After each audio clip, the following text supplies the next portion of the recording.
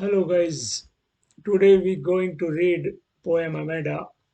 This poem is written by Robin Klein.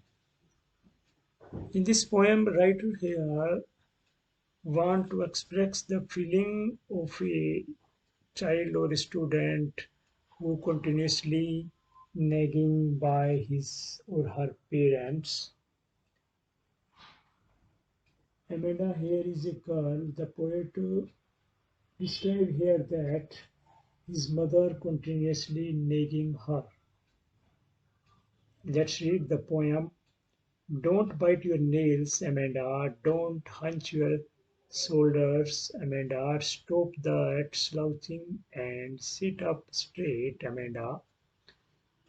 Here, the mother of the Amanda direct her or instruct her or nag her to not bite her nails, to not hunch her shoulders.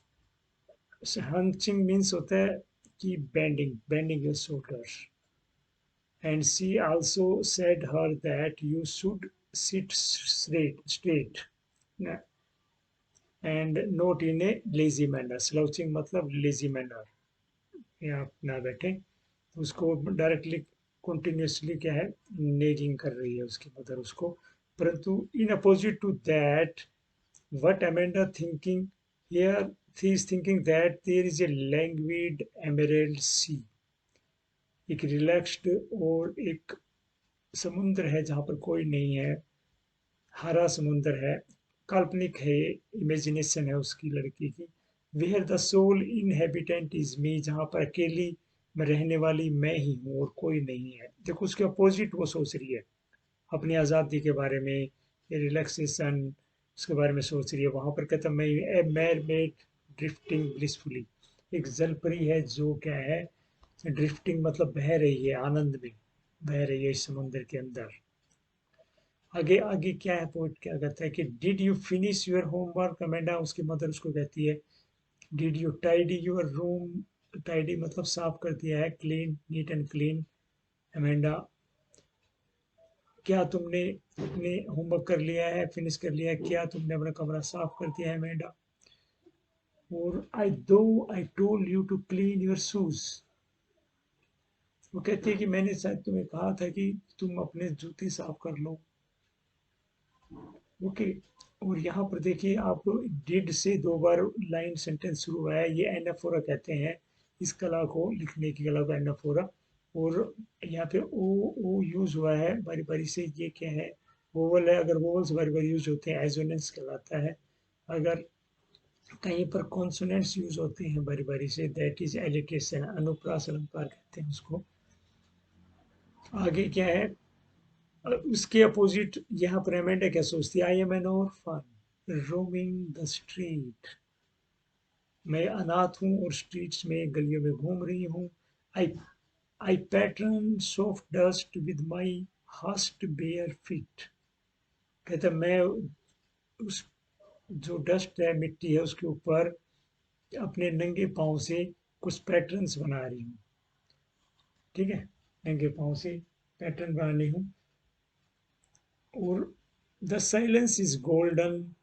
The freedom is sweet वो कहता है मेरे लिए क्या है silence सुनहरी है gold की तरह क्योंकि वो बारी बारी से नेगिंग आउट जो उसकी मदर कर रही है उससे वो थक चुकी है फेड अप हो चुकी है उस चीज से वो परेशान है इसलिए वो साइलेंस चाहती है लड़की अमेंडा और उसके लिए जो स्वतंत्रता है अपनी मम्मी से अपने पेरेंट्स से वो कहता है बहुत प्यारी है मेरे लिए फ्रीडम ही फ्रीडम को यहाँ पे स्वीट बोला है साइलेंस को यहाँ पे गोल्डन बोला है ठीक है मेटाफोर अलंकार है रूपक ठीक है उसका उसमें देखा गया भाई मेरी जो फ्रीडम है वो एक तरह से इतनी स्वीट है मेरे लिए अपोजिट सोच रही है बिल्कुल जो उसकी मदर कह रही है उससे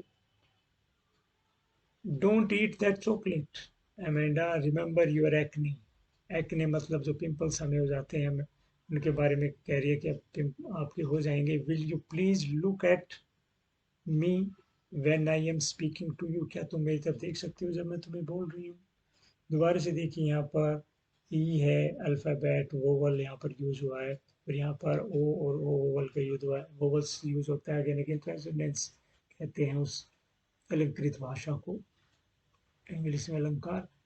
तो आगे वो सोच रही है दोबारा से अमेंडा अपनी कल्पना, एक पैरे में खुद की कल्पना है, दूसरे में उसकी मदर कह रही है, I am Rapunzel, I have no एक्टियर। एक इंग्लिश की कहानियों में वहाँ पर क्या है, एक फेरी टेल है, उसके अंदर रेपेंजर एक करेक्टर है, उसको एक चुड़ैल ने पकड़ रखा है, वो टावर में कैद रखते हैं वहां पर। तो वो सोच रही है कि तो मैं रेपेंजर हूँ जो टावर में कैद है, मुझे किसी की परवाह नहीं है।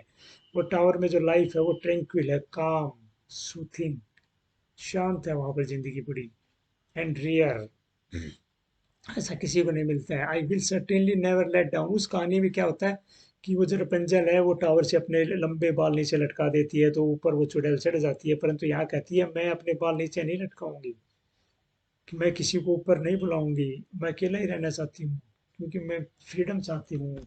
मैं जो कंटिन्यूशन नेगिंग है इससे परेशान है वह। Stop that sulking at once. उसकी मदर कहती है कि एकदम तुम्हारा जो मूड चेंज हो जाता है, सल्किंग, उसको उसको छोड़ दो, तुम रोको उसको। Amanda, you are always so moody, तुम इतनी मूडी हो कि अचानक अपना कोई मूड चेंज हो जाता है तुम्हारा।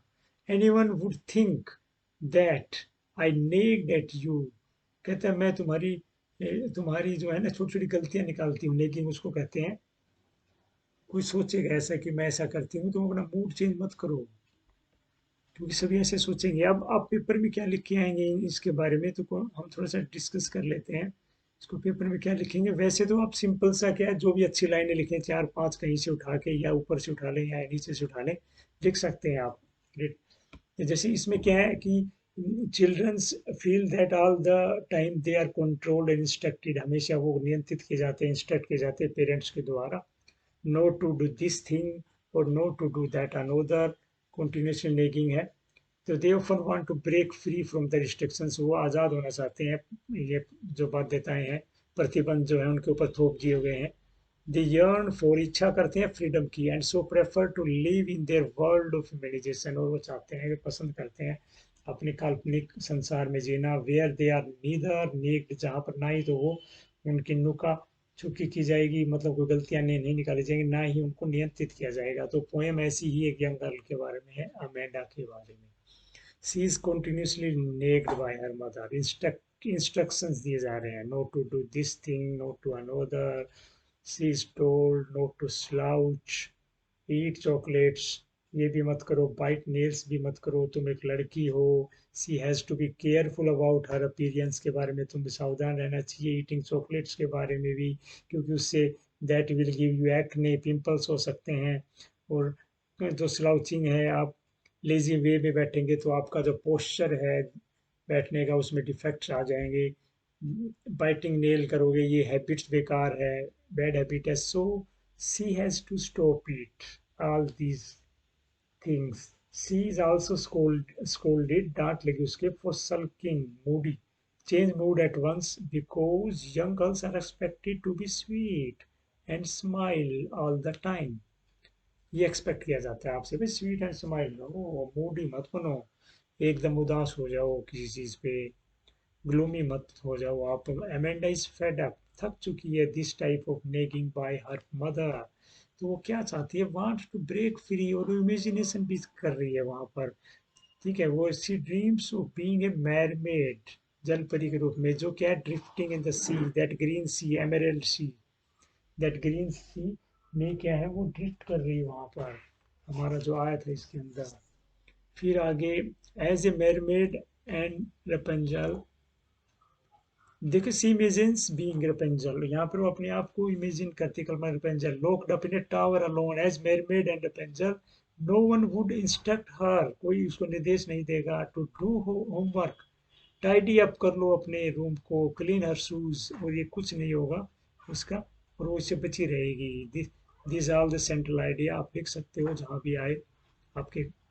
ओके गाइस, फिर मिलेंगे हम नेक्स्ट पोएम के अंदर। बाय।